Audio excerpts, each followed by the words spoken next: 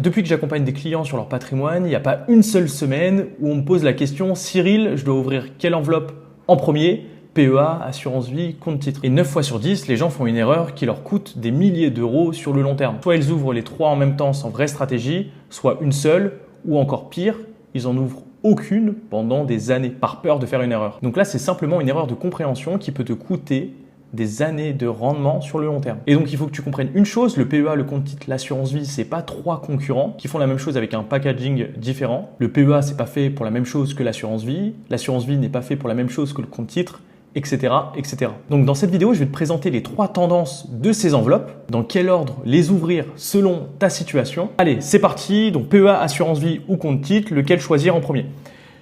Ce qu'il faut comprendre dans un premier temps, c'est que tout le monde se pose la question, je dois ouvrir quoi en premier? Assurance vie, PEA, compte titre. Pour bien comprendre, je vais essayer de vraiment répartir et vous faire comprendre quelle est la différence entre les trois parce qu'on a beaucoup d'incompréhension. Tout d'abord, qu'est-ce que le PEA? Le PEA, c'est le plan épargne en action. C'est ce qui te permet d'investir massivement sur le marché européen avec des actions majoritairement européennes, mais tu peux aussi avoir quelques ETF comme le S&P 500, le Nasdaq 100 qui te permet de t'exposer au marché américain. Mais retiens bien que le PEA, c'est majoritairement pour des actions européennes. Au niveau de la fiscalité, ce qui est ultra intéressant avec le PEA, c'est que si tu détiens ton PEA pendant plus de 5 ans, tu ne payes non plus la flat tax, donc à plus de 30% maintenant, mais tu payes uniquement les prélèvements sociaux, donc 18,6 sur tes plus-values.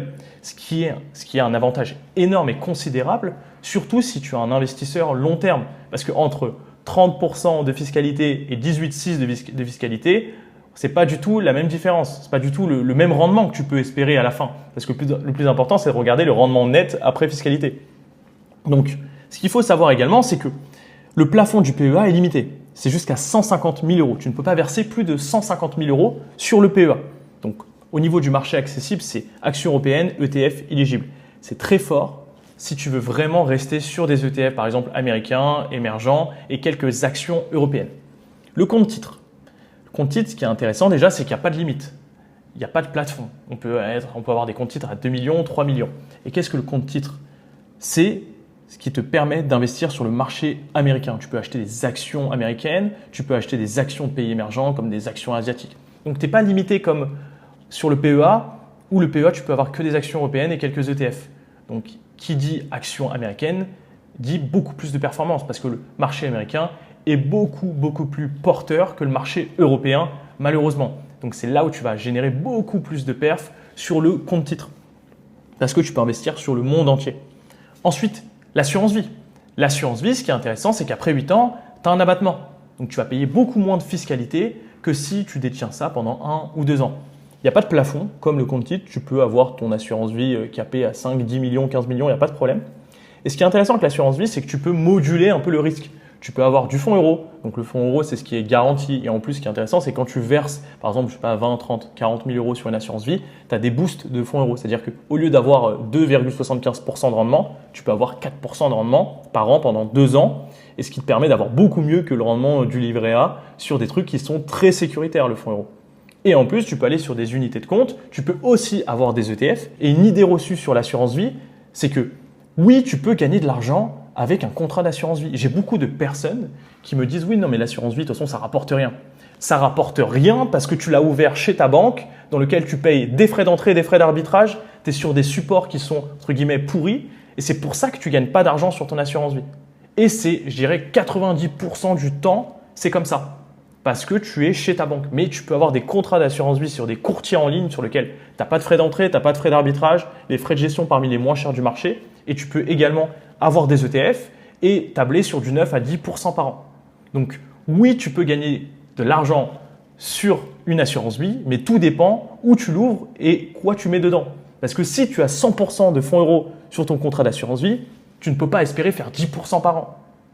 Mais si tu as 100% sur des ETF sur une assurance vie, bah là oui, tu peux faire 10% par an, mais attention au risque parce que tu as beaucoup plus de risques en étant sur le marché des ETF, par exemple, sur des ETF, que être 100% sur le fonds euro. Donc voilà, je voulais juste faire le point vis-à-vis de ça. Ce qui est ultra intéressant également sur l'assurance vie, c'est au niveau de la transmission. Tu peux transmettre jusqu'à 152 500 par bénéficiaire sur l'assurance vie. Donc ça, c'est très bien quand par exemple vous avez moins de 70 ans, vous approchez par exemple des 70 ans, vous voulez transmettre. Ouvrez un contrat d'assurance vie, transmettez à vos enfants, vous avez 2 enfants, vous leur transmettez 152 500 gratuitement. Il n'y aura rien à payer si vous les mettez bénéficiaires. Et vous pouvez également mettre quelqu'un d'autre de bénéficiaire, pas forcément vos enfants. Votre meilleur ami, votre ami d'enfance, parce que vous souhaitez leur céder quelque chose. Et ça, c'est intéressant. Ou même si vous n'êtes pas encore marié et que vous êtes juste en concubinage, vous pouvez transmettre à votre conjointe également 152 500. Donc, je dirais que les 3 enveloppes, c'est 3 choses différentes. Donc, maintenant, parlons du PEA. PEA, voilà, 18,6, 150 000 euros de versement. Après 5 ans, pour être exonéré sur l'impôt sur le revenu. Donc ça, c'est top. Le compte titre, beaucoup plus de liberté. Vous pouvez investir sur le marché des actions américaines. Et c'est ce que j'ai fait avec mon client Tom. Tom, qui avait beaucoup plus une approche risque. Donc, on allait sur le marché américain. On allait sur des actions américaines. Et c'est pour ça qu'en 3-4 mois, il a généré plus de 11 000 euros sur son portefeuille. Malgré qu'il n'avait pas mis non plus 1 million d'euros sur son compte titre. Mais parce qu'on a cherché beaucoup plus de performance. Quand vous êtes sur le PEA, malheureusement, vous n'allez pas pouvoir faire du 50% par an. C'est impossible. On a par exemple Arthur, sur lequel on s'est bien positionné quand il y avait la baisse du marché avec Trump, quand il a annoncé la hausse de ses droits de douane. Et donc, je lui ai dit, Arthur, positionne-toi là maintenant. Et grâce à ça, en un an, il a fait environ 20%, 20 ou 25% sur son portefeuille. Donc, c'est pour ça que des fois, c'est bien de se positionner sur des moments clés de marché. Par ailleurs, si ça t'intéresse, n'hésite pas à réserver un appel avec moi. On fera le point et un audit sur ta situation, voir où tu en es aujourd'hui et voir si on peut travailler ensemble. Ensuite, avant l'enveloppe, ton profil de risque. Ça, c'est ultra important. Chaque appel que je fais avec mes clients, les premiers appels, c'est « Ok, si ton portefeuille perd 30% aujourd'hui en bourse, comment vas-tu réagir ? Ah, j'ai peur. Ah, non, ça ne me dérange pas, etc. » Et c'est en fonction de ça qu'on se réoriente vers le bon type d'investissement. Par exemple, une personne qui a peur d'investir sur les marchés financiers parce qu'elle débute, va sur le PEA. Va prendre des ETF, prends quelques actions individuelles de bonne qualité. Va pas sur le compte titre d'abord. Attends un peu, attends 2, 3, 4 mois parce que le compte titre, tu investis sur des actions américaines, beaucoup plus de volatilité, c'est beaucoup plus risqué que sur des ETF. Et donc, quand tu es débutant, privilégie le PEA. Donc, par exemple, si ton portefeuille perd 30% du jour au lendemain, comment tu réagis ? Tu paniques tout, tu réitères tout, va sur une assurance vie. Si vraiment tu paniques, fais un mix entre fonds euros et ETF par exemple. Comme ça te permet d'avoir 50% en fonds euros, 50% en ETF. Si tu comprends que c'est une phase normale, va sur le PEA, va sur le compte titre. Ouvre le PEA pour des ETF, va sur le compte titre pour aller sur des actions américaines. Et l'idée reçue, cassée tout de suite sur l'assurance vie, c'est oui, l'assurance vie c'est sécurisé, ça ne rapporte rien. C'est que, comme j'expliquais un peu précédemment, si ça ne rapporte rien votre assurance vie, c'est que vous êtes à 100% sur du fonds euro. Et donc, le fonds euro rapporte 2, 3, 4% si vous avez du boost, mais vous ne pouvez pas espérer avoir du 10% sur les contrats d'assurance vie. Et aussi, une autre chose que je n'ai pas parlé, c'est faites attention de ce que vous avez dans vos contrats d'assurance vie. J'ai beaucoup de clients qui ont des produits structurés. Possible que vous en avez d'ailleurs dans votre assurance vie. Produits structurés, c'est des pièges à frais. Vous n'allez jamais gagner de l'argent avec les produits structurés.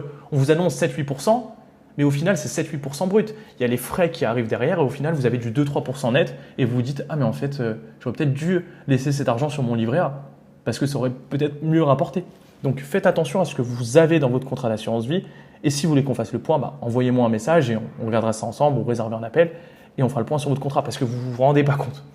Les frais, c'est ce qui bouffe votre performance sur le long terme. Le cap des 70 ans change tout. Il y a un truc qui est intéressant sur l'assurance vie, c'est que si vous voulez transmettre, si votre objectif premier, c'est transmettre du capital, allez sur l'assurance vie. L'assurance vie, c'est ultra pertinent, comme je vous expliquais avec l'abattement. Prenons le point. Vous avez 65 ans, vous voulez transmettre à vos enfants. Ouvrez un contrat d'assurance vie, versez sur ce contrat d'assurance vie, car avant 70 ans, vous avez 152 500 d'abattement par bénéficiaire. Vous pouvez transmettre jusqu'à 300 000 euros si vous avez 2 enfants. Tandis qu'après 70 ans, si vous faites des versements après 70 ans, c'est uniquement 30 500 d'abattement, tout confondu, sur tous les bénéficiaires que vous mettez. Par contre, ce qui est intéressant, c'est que si vous versez après 70 ans, tous les intérêts générés sont exonérés d'impôts totalement. Donc, privilégiez quand même avant 70 ans pour investir sur les marchés financiers. Je vous ai pris un exemple, un calcul qui fait un peu mal.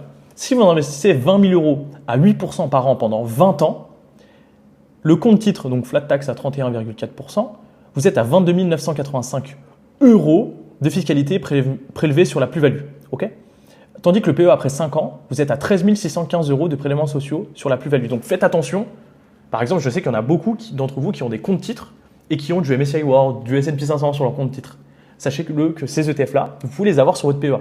Donc faites pas l'erreur d'avoir des ETF éligibles au compte titre, au PEA sur votre compte titre. Parce que sinon ça ne vaut pas le coup et comme vous pouvez voir, après 5 ans, on a vraiment une grosse différence sur la fiscalité du PEA. Donc tout ce que vous pouvez avoir éligible sur le PEA, mettez-le sur le PEA. N'allez pas mettre du MSCI World sur le compte titre. Donc voilà, il y a vraiment une grosse différence. Donc faites attention à la fiscalité, prenez-la en compte, ça c'est important. Parce que si, voilà, là on voit qu'il y a une grosse différence, donc à peu près 10 000 euros. Donc allez sur le PEA, enfin allez sur le compte titre uniquement, voilà, je dirais pour des actions américaines individuelles ou des actions asiatiques. J'irai pour conclure maintenant un peu la vidéo. Si vous êtes débutant, vous êtes 100% débutant, vous voulez juste investir, allez, 100, 200 euros en bourse, ouvrez le PEA, mettez des simples ETF, c'est déjà très bien pour vous. Vous allez investir un peu tous les mois sur les ETF. Pas besoin d'avoir le compte titre encore.